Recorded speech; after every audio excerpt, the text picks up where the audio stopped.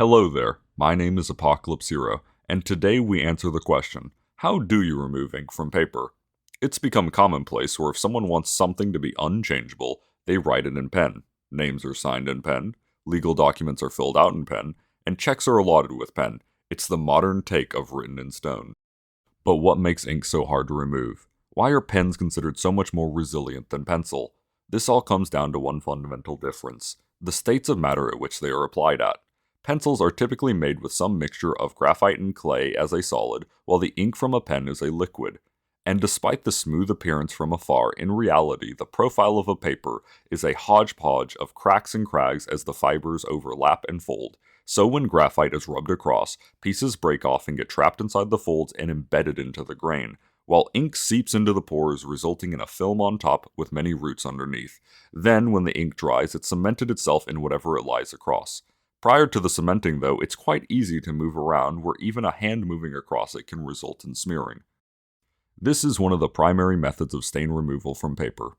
Friction, the fundamental method by which erasers do their job of erasing. When an eraser is scraped across the top of a paper, its goal is to pull any debris trapped inside the folds. While this works amazingly for particulates like pencil lead, it's not as viable on ink, where their deep-seated roots require a large amount of paper to be ripped away if one were to try to remove it by force. So if friction won't work, what about heat?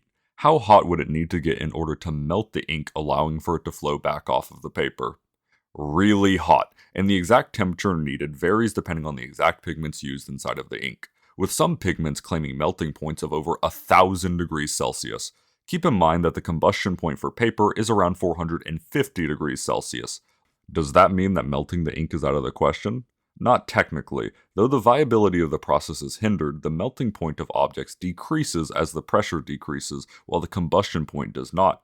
So if one were to put the paper in an atmosphere with a low enough pressure, they could dramatically increase the range of pigments able to be melted off of the paper without lighting it on fire.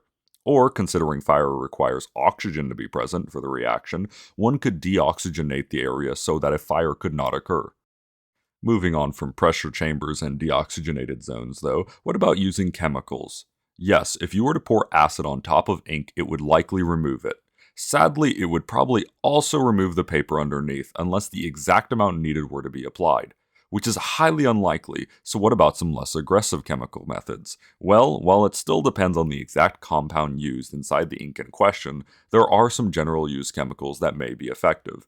One example is acetone, which could be dabbed onto the location. Sadly, while this may remove the ink, it will still damage the paper at the least. As far as I'm aware, there is no anti-ink compound, meaning whatever is used will both chemically and physically degrade the paper as well to some degree. One method of removing ink is by covering it with another compound in a similar color to the original writing surface. This still leaves ink underneath the covering compound, and getting an exact match on color is nigh impossible, especially with ruled paper. It also creates a raised surface where applied, limiting the amount of times this can be done before the paper is turned into a mountain range. There lies the fundamental issue in why ink is considered so resilient. Not because it's actually a hardy, indestructible material all on its own, but because it's applied to paper, which it may just be slightly less weak than, and removing it pretty much always leaves noticeable marks or smearing. So if one were to try and change something they wrote in pen, anyone would be able to tell.